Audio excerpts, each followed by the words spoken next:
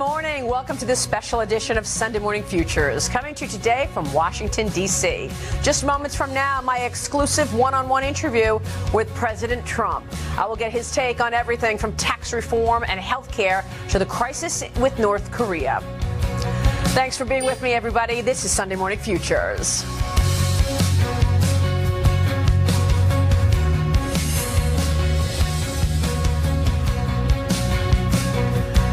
President Trump has been in office now for just over 9 months, and while much of that time has been focused on repealing and replacing Obamacare, the attention now is on the other big campaign promise, tax reform. With budget plans passed in both the House and Senate now, the path is clear to get a deal done. Earlier, I sat down with the president at the White House for an exclusive one-on-one interview, and I asked him where tax reform stands today. Mr. President, thanks so much for sitting down with me today. Thank you. Here we are in the week that the Dow Jones Industrial Average just hit $23,533 trillion of market value created since your election, and largely because of this anticipation and hope that your policies will get implemented. Tell us where we stand on the tax plan right now. We're doing very well. We will. We had a fantastic vote, as you know, and the budget is indirectly passed. Now it's going to go through a little bit of an iteration, but it's going to end up, I think, again, doing very well, and I think we're going to get our taxes. I think it's going to be, well, hopefully before the end of the year, but maybe much sooner than that. You know, there's a great spirit for it. People want to see it, and I call it tax cuts. It is tax reform also, but I call it tax cuts. It'll be the biggest cuts ever in the history of this country, and I think that there's tremendous appetite, there's tremendous spirit for it, not only by the people we're dealing with in Congress, but for the people out there that want to see something. $5,000, almost, it can be $5,000 average per individual, per group. And so I'm really looking forward to it. Let's see what happens. It could be quite historic. I know that this weekend is the 31st anniversry of when President Reagan last instituted tax reform. On Sunday. That's a big deal. On Sunday, exactly. Do you think you have the votes?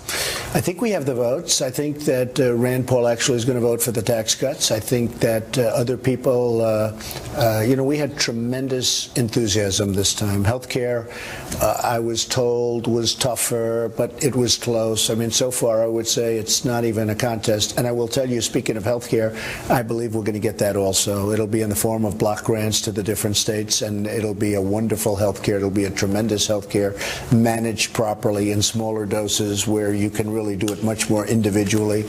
So I think we're going to get that also in a little bit later, probably in 3 or 4 months from now. But I do believe we'll have that long before the election in 2018. As far as taxes are concerned, you see what's happening. It's really doing well. Great enthusiasm. Yeah, you soured on the health care bipartisan plan a bit, right? From Lamar Alexander and Patty Murray. Well, I've looked at it very, very strongly, and pretty much we can do almost what they're getting. I think he is a tremendous person. I don't know Senator Murray. I hear very, very good things, but I know that Lamar Alexander is a fine man, and he is really in there to do good for the people.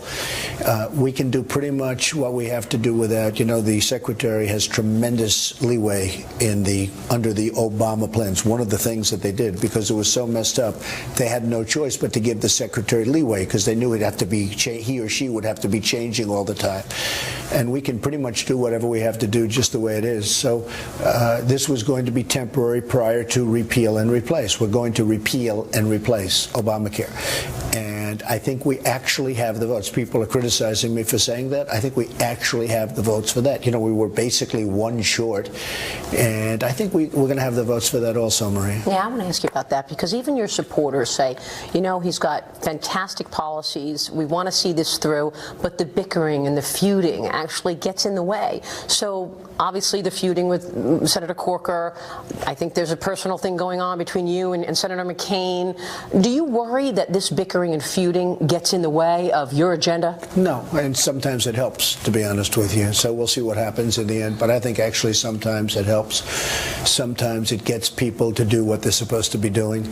And, you know, that's the way it is. I just want what's right. And I think for the most part they want what's right, too. So we'll see what happens, but I do believe we have the votes for health care at the appropriate time, and I think that we're going to have the votes for taxes. And I will say the fact that health care is so difficult, I think makes the taxes easier. The Republicans want to get it done, and it's a tremendous tax cut. I mean, especially for the middle class and especially for business. We have, we're losing our companies. We have companies leaving, and I have to say, since I've been elected, that's really stopped. It's really slowed down. There's a tremendous enthusiasm for business in this country. So a lot of things have changed. And you see the job creation as well this year. It's been so fantastic. If they can't get this tax bill done this year, should they forego Thanksgiving and Christmas? Should they be here if they don't have a bill on your desk by Thanksgiving? Well, I think they should, and I think they will. I think a lot of things are happening, unless it's going to be right after that. But I don't even like them leaving. But I will say this. I want to get it by the end of the year, but I'd be very disappointed if it took that long. It could be substantially less than that, depending on what happens when we send the bill back to the House. They'll send it back, and people are going to go and, make 200 suggestions as opposed to maybe no suggestions, because it's a great bill. It's going to be a great bill. And we're adjusting. We're adjusting so that there's no way that the middle class doesn't greatly benefit. Every once in a while, there's a method under which, it could be that some people in the middle class won't benefit as much as we want them to benefit. And we're making certain adjustments. But I think we're going to have it sooner rather than later. Paul Ryan did an interview this week and said you are insisting that they have a fourth bracket. It's on your insistence that they have a fourth bracket. I know that you're very focused on the middle class, but do you want to raise taxes on the rich with a fourth bracket? Well, he really said that on the basis that I wanted it, or was thinking about it because I want to make sure the middle class gets taken care of. So in that way, yes. But actually, we do have four brackets because we have a zero bracket, and people aren't including that. So that would actually make it a fifth bracket as opposed to an eighth bracket on the other side, on the other way. I call it our competition, which is the competition of the past. No, I think that when Paul says that, and we may not have that, but I would rather do that than do anything to hurt the middle class. But see, that's what I don't understand, and I followed your policies really closely. The state and local income tax deduction elimination, you take that away, and then you go to a fifth bracket or a fourth bracket, however you want to say it, and you get a higher rate for the top earners. Right. If the top earners pay 80% of the taxes, why are you so afraid to cut taxes on the top earners? I think this, look, I am very happy with the way I've done prior to this in my civilian life, all right? This is not about other you. people. Well, it's about me representing rich people. Let's say representing, being representative of rich people. It's very interesting to me. Bob Kraft was down. He was very nice. He owns the Patriots. He gave me a Super Bowl ring a month ago, and he left. Putin took his, right? Which was very nice. Yeah, that's right. But he left this beautiful ring, and I immediately give it to the White House, and they put it someplace, and that's the way it is. But he said to me, he's a good man. He said to me, "You have to do us all a favor. Give the tax decrease to the middle class. We don't need it. We don't need it. We don't want it. Give it to the middle class." And I've had many people, very wealthy people, tell me the same thing. I've had very few say, "I want more, I want more." They really want to see, the middle class has really not done very well over the last long period of time. And so when Paul mentions maybe one more category, which I'd rather not have, it may not happen. But the only reason I would have, and he does say this, he's very plain in what he said, is if for any reason I feel the middle class is not being properly taken care of. Much more of my exclusive interview with President Trump in just a moment, including the president's take on the corporate tax rate, whether the end of NAFTA may be near. Follow me on Twitter at Maria Bartiromo, at Sunday Futures. Let us know what you would like to hear. Stay with us. We're looking ahead this morning on Sunday Morning Futures right here.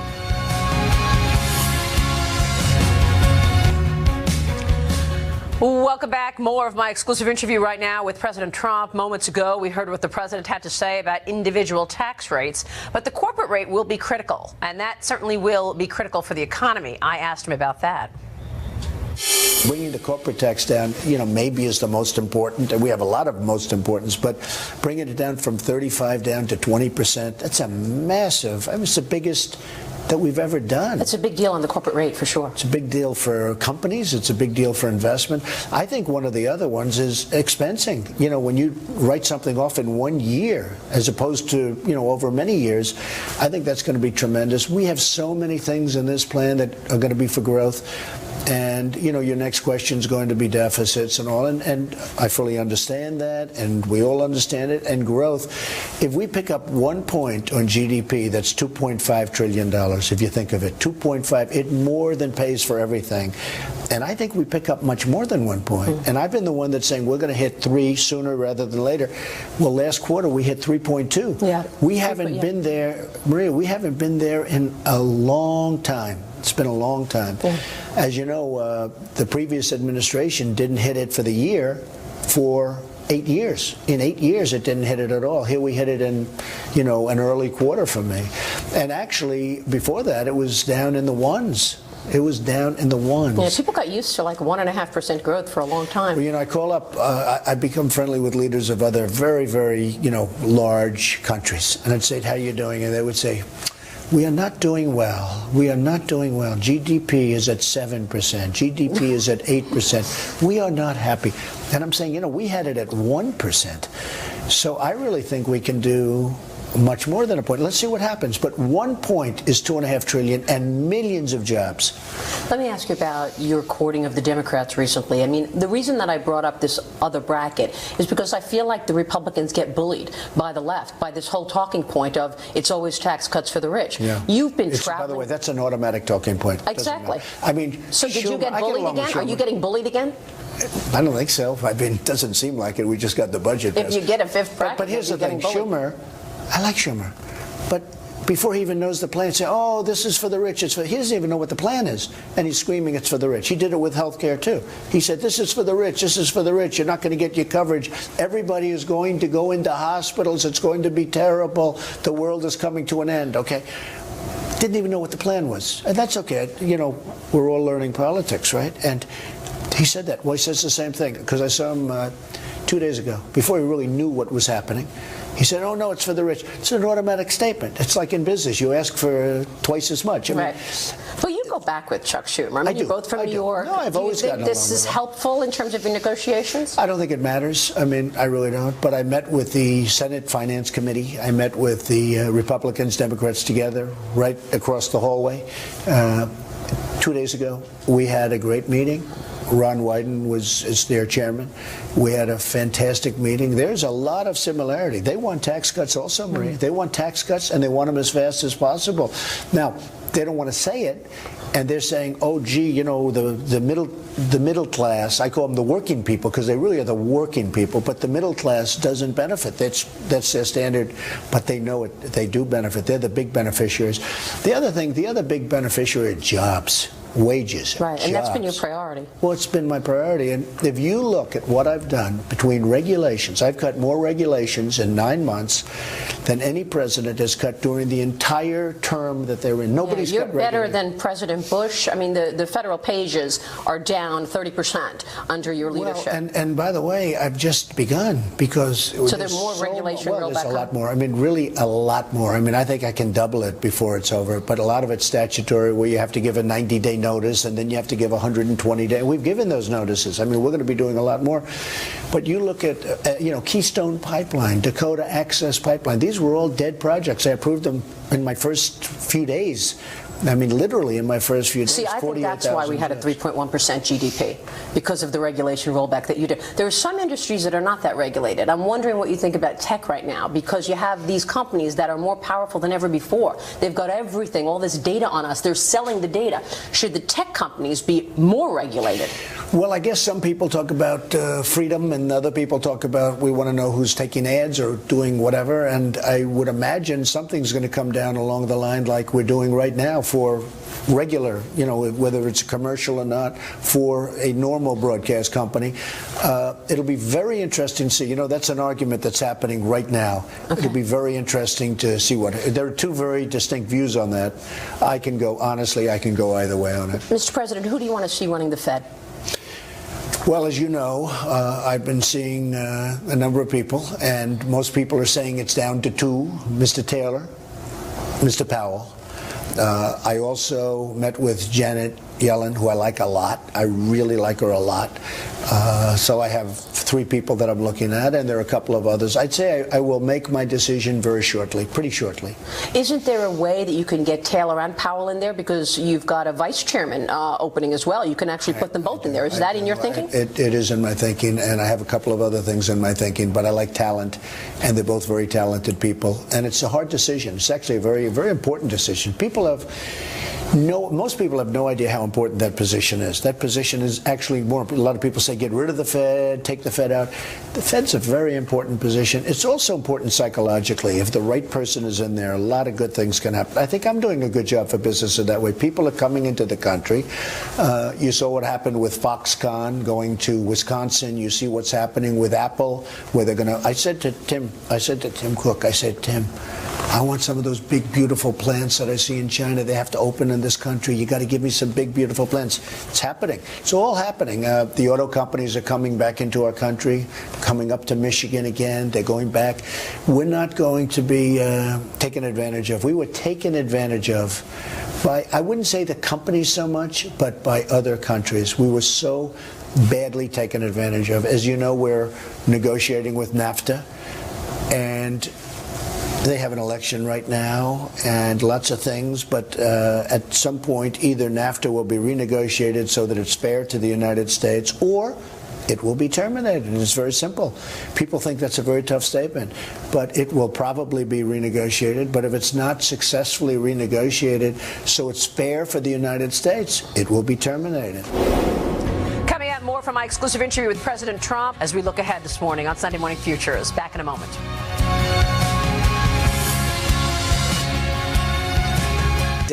Or visit rate.com. Welcome back. Debate and controversy last week over the phone call that President Trump made Congresswoman Frederica Wilson, who says that she was listening to the call. She accused the president of not showing proper respect. But last week, the president's chief of staff, John Kelly, defended the president in an emotional statement. I asked Mr. Trump about that. He is a very elegant man. He is a tough, strong, 4-star Marine. You're a 4-star Marine, you've got something special to start off with, okay? General Mattis, General Dunford also, but very few. He was so offended because he was in the room when I made the call, and so were other people. And the call was a very nice call. He was so offended that somebody would be listening to that call. He actually couldn't believe it. Actually, he said to me, sir, this is not acceptable. This is really not. And he knew I was so nice. Look, I've called many people, and I would think that every one of them appreciated it. I was very surprised to see this, to be honest with you. He spoke very well yesterday. And by the way, I spoke of the name of the young man, and it was a really.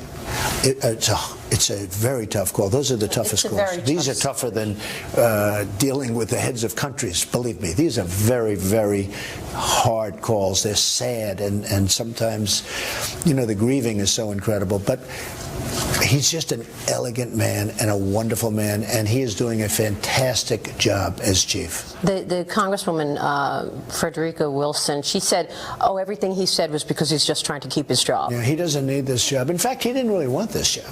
He was so happy. He's a military guy. He was doing this incredible job on the border and elsewhere. He ran Homeland like nobody has ever run it. Down 78% of the border crossings. It's incredible. That's before the war. There's nobody close. You go to the original first day, there was nobody close to doing the job. And I said, I'd like to take you. How would you like it? And it's not that he wanted it. Actually, he would have preferred doing and staying where he was. He is a man that felt it would be important for the country. He does it for the country. He's not doing it for what he wants. He does it for the country. This is a very unusual man. So when she made that statement, I thought it was sickening, actually. I just want to ask you before I lose you about the border, and you've said you want a legislative fix for DACA. What else do you need to see in terms of the border? Well, what do you want overall? We are working on DACA. We'll see if we can get something with DACA. We have to build the wall. All you have to do is look at what's happening in Mexico. We have to build a wall. Going to stop drug trafficking to to a large extent. I mean, what's happening with drugs, and I'll be making a big announcement on that next week, what's happening with drugs in our country, and by the way, in the world, it's not like we're singled out, but it's never been like this. And a lot of the drugs come through that southern border, and we need a wall. We're going to have a wall.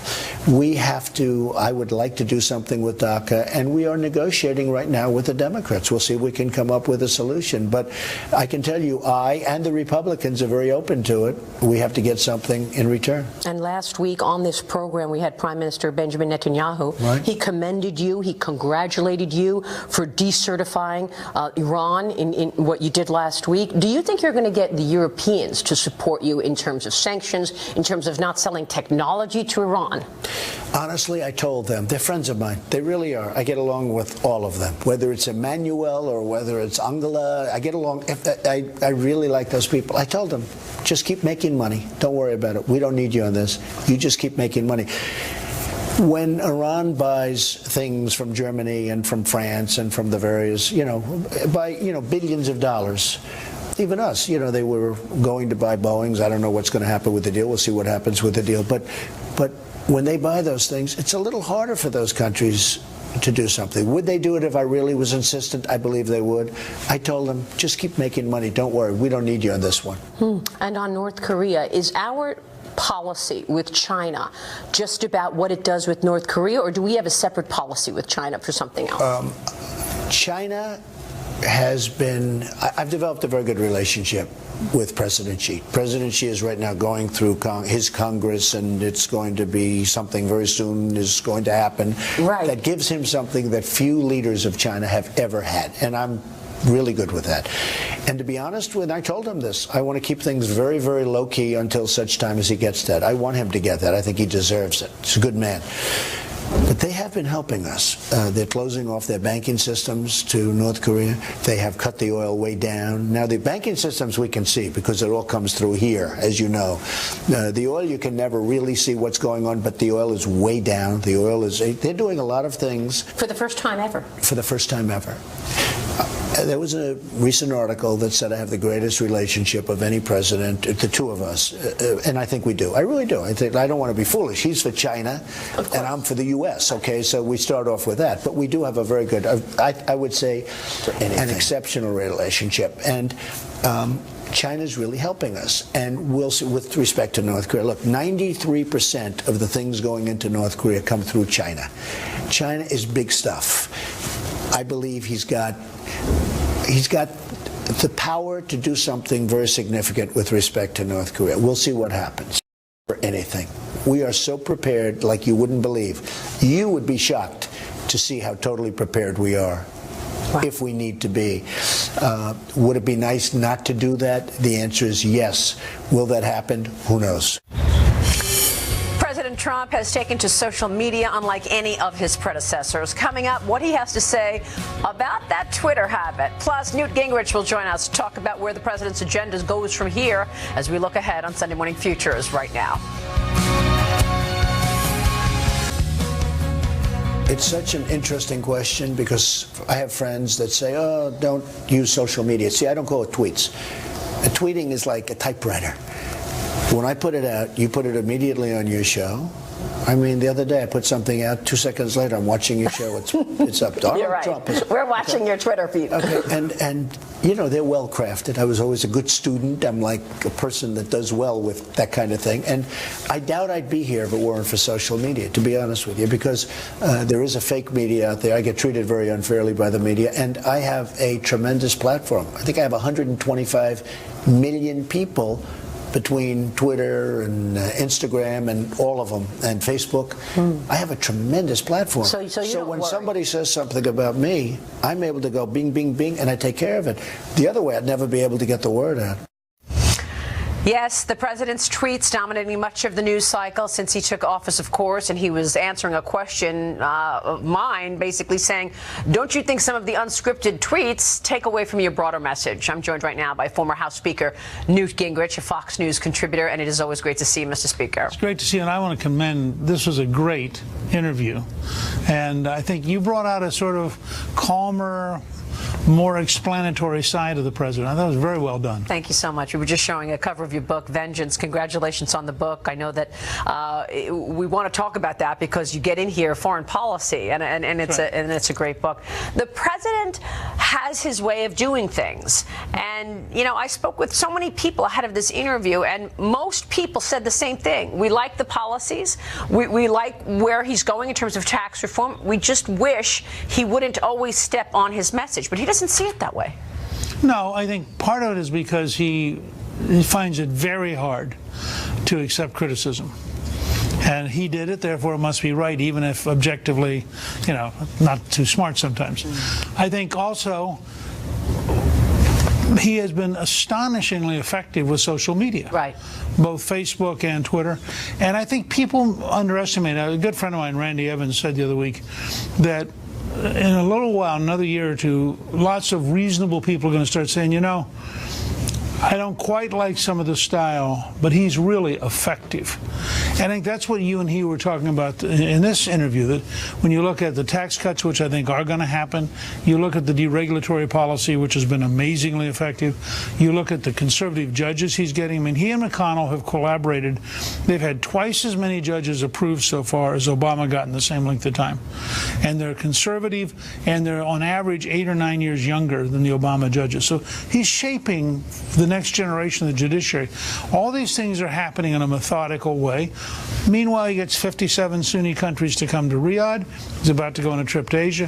He's a very substantive president in a way that the noise around him, I think, sometimes hides. Yeah, that's really well said. So I know that the judges have been really successful, and I know the regulatory rollback has been very successful. I looked at the Federal Registry, the pages, and the pages are down 30% or something. So he's really rolled back, and I think that's part of the reason we saw a 3.1% GDP, by the way. What about the staff, Newt? I mean, a lot of people say, yes, there's some obstructionism going on the left, but he's not sending enough names up to be nominated. Is there an issue in terms of getting the staff in place still? Because he's got half as many players there today than Obama did. Yeah, look, I think there are three issues. I think first, the Democrats in the Senate have been just remarkably destructive and I think unpatriotic in blocking people. I mean, we still don't have our ambassador to Spain in the middle of a period where Spain is in a real crisis. We have lots of positions at the Defense Department that still haven't been filled. I mean, a lot of stuff going on that's just the Senate deserves a lot of people being mad at him. Second, I think the administration found that a lot of the people, unlike Obama, who tended to appoint people who had been college professors or had been activists, they're appointing people who are really wealthy. And if you're really wealthy, the length of time it takes you to go through the ethics stuff, the changes, the putting, getting rid of your interest, this has been much longer than it would have been for an Obama team. And then the last was this guy, he wasn't sure he was going to win on election night, so he didn't come into Washington with the whole team, and he's, I think by next January he'll basically have caught up with himself. Let's talk about the agenda. What do you think, the tax bill? Is he going to be able to get this done? Well, I think, my guess is in 95% of the futures they get a tax bill. My worry is they need to get it this year. I tried to get him to get it by Thanksgiving. I'm a little concerned it slid, a little bit, but they are going to get a tax cut. I loved the other day when the president said at the Heritage Foundation he'd like it to come by as a Christmas present. I can live with that. I think the country should be very upset if they try to leave town without having passed it in December. Okay, so if he gets that tax bill done and he actually is able to cut corporate taxes and cut individual rates, that's a big deal. And cut small business taxes. Exactly. The pass-through, 25%. You're going to have a boom. Between deregulatory policy, much tougher trade policy, this process of contracts, the Saudis alone signed $400 billion in contracts when he was in Riyadh. And then you add to that, you get us down to a 20% rate at a time when if you're a potential entrepreneur, you suddenly have a president who loves entrepreneurs. So the psychology, the excitement, the interest in business, I think is going to keep going up. As you yourself pointed out, and I watch every morning as you describe the markets and what's going on, we already have a lot of good stuff happening, and we have a surprising consumer confidence, surprising investments underway. give us the tax cuts, and the economy will boom next year. If Republicans become the party of prosperity, jobs, and growth, as they did with Reagan, with higher take-home pay, I think they'll win the election next fall, and we'll have stabilized the system for a long time. By the way, we should say that one ambassador that has gone through, your wife, Callista Gingrich, the new ambassador to the Vatican. Congratulations to her. I'm so proud of her, and as you know, she had a book too, Remember the Ladies, about presidential wives, in which Ellis the Elephant teaches 4 to 8-year-olds American history, and she can't do anything about it. She's very frustrated as an author, but she's very honored to have been chosen by the president. She's a very devout Catholic, so the idea she's going to be with trying to interpret Pope Francis to President Trump and President Trump to Pope Francis. I'm going to watch this with enormous interest. Me too. That's fantastic. All right, let me ask you about foreign policy and the rest of the agenda. We know what he's tried to do so far. The health care, he's so adamant that he's going to get something done. But then there's Iran. Then there is North Korea. There are serious, dangerous issues out there. What does the next year look like for this president? Look, I think this is the most dangerous period since the Cuban Missile Crisis because of North Korea. I think the president will continue to increase the pressure on North Korea. And you can see the North Koreans. I just sent a letter this week to the Australians complaining because the sanctions are toughening, getting tougher and tougher. I think with Iran, I thought the president was very courageous, did exactly the right thing. He decertified but did not break the arrangement. And he said, basically, look, the Congress now needs to look at it. The Corker-Cardin bill allows the Congress to have 60 days to look at it. I hope that they're going to do two big things. I hope that they're going to say the Iranians have to allow inspection of military facilities, and there's no deadline. They can't have a drop-dead moment when they get to have nuclear weapons. I think it's the right direction. We're going to have to do a lot more with Iran. I was delighted when the Treasury Department announced that the Iranian Revolutionary Guard would now be listed as a terrorist organization. Again, it's a step. You're watching President Trump gradually adopt a methodical, sophisticated, tough-minded American policy with people, like Tillerson and Mattis and McMaster and Kelly helping him. And this is a very sophisticated effort to protect America. Real quick on Putin. Putin is now saying he's getting involved in the North Korea issue here. Is basically saying he's going to be a mediator between South and North Korea, and that the U.S. should not look at North Korea and approach it with boorishness. I love, in between assassinating people, having Putin to talk to us about boorishness. I mean, this is a regime which has routinely assassinated people. Yep. But look, if Putin could find some magic way to get Kim Jong-un to give up his weapons in return for a non-aggression pact or something, more power to him. I'm not opposed to anybody who tries to help solve that. It's the hardest problem on the planet. We do not know exactly what's going to work, and I think it's very pleasure. Good to be with you. Thank you so much, Newt Gingrich there. It is full steam ahead now for the Republican tax plan. One of the big questions left. Will there be a fifth bracket? The president answered that question, and we'll bring it to you as we look ahead on Sunday Morning Futures. That's next.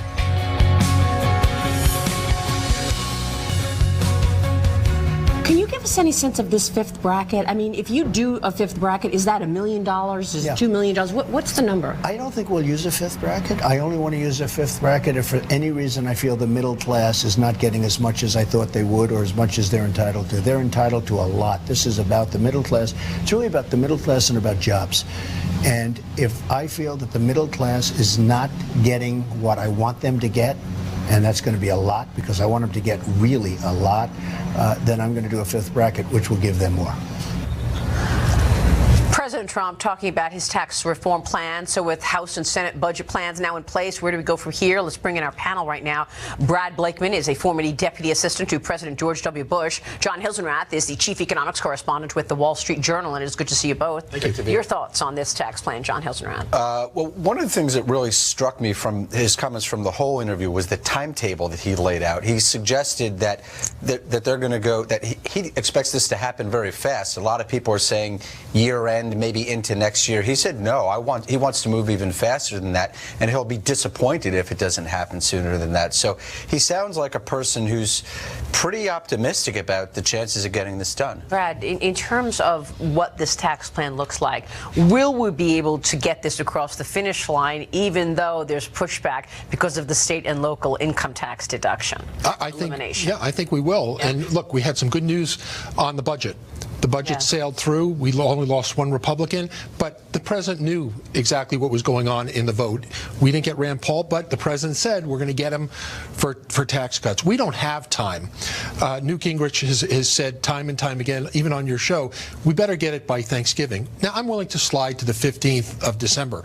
It's got to be this year. And then the question is it going to be retroactive to the beginning of January of 2017? That would really be a jolt to the economy. But we're talking about major 31 years in the making for corporate, personal repatriation of money from overseas. So this is bold, but I think the president's going to get the votes. In fact, today, Sunday, is 31 years ago, was when Reagan did his tax reform. So it's a little bit of an anniversary. John, I think, Maria, we're seeing in the stock market, the way the stock market behaved in the past week, that investors are really factoring the likelihood that this is going to happen. I think there was a lot of skepticism in the markets building over the last few months about whether, after everything that happened on healthcare, about whether they would be able to get something finished on taxes. The market, the way it's behaving, is saying yes, they think they're going to. 23,000 and counting, right? Let's talk about some of the news that I think we had on the Fed, John, because the president basically ruled out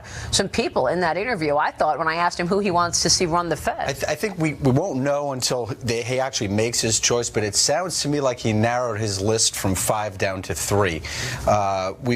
He didn't mention Gary Cohn, his own economic advisor, and he didn't mention Kevin Warsh, who was a Fed governor who was in for an interview. The 3 people he did mention were Jay Powell, who's a Fed governor right now, John Taylor, a Stanford University professor, and Janet Yellen herself, to the surprise of many, I think, a Democrat. He said he liked her very much. It sounds like those are the 3 people that he's narrowed his list down to. That's big news for the markets. That decision is going to matter a heck of a lot to investors. Why is that such big? If it's John Taylor and Jay Powell, what do the markets do? Because one of them could be chairman and one could be vice chairman. That's Stan possible, Fisher but these is stepping down. People with very different worldviews, very different views of where interest rates should be. Right. John Taylor wrote a rule called the Taylor Rule, which suggests that short-term interest rates should be as high as 3.5% right now. Okay. That could be a blow for stocks. Jay Powell has been on board with Janet Yellen with very low interest rates, but he has a more of a deregulatory mindset, so he could get the nod simply because he is more on compatibility with with Donald Trump on regulation. Real quick on foreign policy, what did you hear on Iran? What did you hear on China? I think that he's got a good relationship with China. China seems to be exerting the influence needed with North Korea. So I think with Iran, he's getting tough, but he's listening to his advisors and being very strategic in the way he's gone about the Iran deal. Well, will the Europeans follow and be in sync? Well, they better, because they have as much to lose as we do. Yeah, because that's what we want to see in terms of these sanctions, whether or not the other countries in this deal actually go along with the U.S. All right, we'll take a short break. When we come back, more with our panel as we look ahead on Sunday Morning Futures. Stay with us. We are back with our panel, Brad Blakeman and John Hilsenrath. You were at the White House yesterday, and you said, or this past week, and you say that the repatriation part of the tax bill is most important. Yeah, because it's going to give an immediate jolt to the economy. If we can bring that money back to America in a specific period of time, then think of the billions of dollars that can come back to this country. Right now, you have a benefit as an American company by going to Ireland at a reduced rate and then selling your products back to America, and they're taking losses on the American side. So it's a lose-lose all the way around. It's the same as Mexico, right? Absolutely. People go build their plants in Mexico, then they sell it all. We're doing it to ourselves. Right, we're doing it to ourselves, John. There's 2 factors on the corporate tax plan that I think matter a lot. First of all, is this going to be permanent or is it going to be temporary? If it's a temporary tax cut, then the probability of them bringing this money back and investing it in the U.S. goes down substantially. Yeah, not good. The other thing is if they repatriate these profits that are parked in Ireland and the Caribbean, what I want to see happen is what do they do with that money? Does it go into plants and equipment, or does it go into dividends and share buybacks? If it goes into dividends and share buybacks, then that's going to help investors. It'll help the stock market keep going up, but that doesn't necessarily directly create jobs for He America. said both are good. I asked him that, actually, and we're going to run that tomorrow morning on Mornings with Maria on the Fox Business Network. But I asked him that, and he said, look, both are good. If they decide that they want to, put it into their shares and buy back stock, look, it's their money. It's right. the government can't tell these companies what to do with their money. What do you think about the president cozying up to the Dems? I mean, a lot of people in the Republican side say these people want to impeach him, and yet, Senator Hatch said the other day he's spending more time with Democrats than he is Republicans on the tax bill. What's that all about? Look, it's a great strategy. This is a deal maker. Yeah. What Republicans, if they don't get it, they better get it by now. He's the most transactional president we've had in modern history. He wants a deal. And if a deal is to be had, people are acting in good faith, he's going to make the deal. And then he'll rationalize it out later in his public speaking and using the bully pulpit. The bottom line is we need generational tax reform. Yeah. Democrats want it, Republicans want it. It's how we get there. I don't doubt the president's willingness and ability to work with Democrats on something like taxes. What I wonder about is, can Republicans and Democrats work with each other in Congress to come to an agreement that's mutually agreeable? I wonder, for every Democrat that you bring on board, how many jump ship on the Republican side? Well, the good news is we only need 50 votes. Yeah, but will they get the 50 votes? Look at the problems they've had with their own party. But he's making a clear point of saying that Rand Paul will be there on the tax plan. But the budget was passed, yeah, it's true. And that was a huge hurdle to tax reform. I happen to believe that there are Democrats like Heitkamp and Manchin who are going to be much more willing to come to the president's side on taxes than on health care. And Senator Donnelly, by the way, Absolutely. because he won those states, North Dakota and Indiana. Absolutely. What I'm going to say, Maria, is looking at your interview and some of our own reporter, stay posted on this, because I think everything's going to come at us very fast in the next few weeks. All right, we will. Great to see you both. Thank you so much, gentlemen. Good to see you. That'll do it for us on Sunday Morning Futures this morning. I'm Maria Bartiromo. Catch more of my exclusive interview on Mornings with Maria on the Fox Business Network tomorrow morning. And all next week, I'm live in Saudi Arabia. Stay with Fox Business Network for that. Stay with Fox News right now. Have a good Sunday.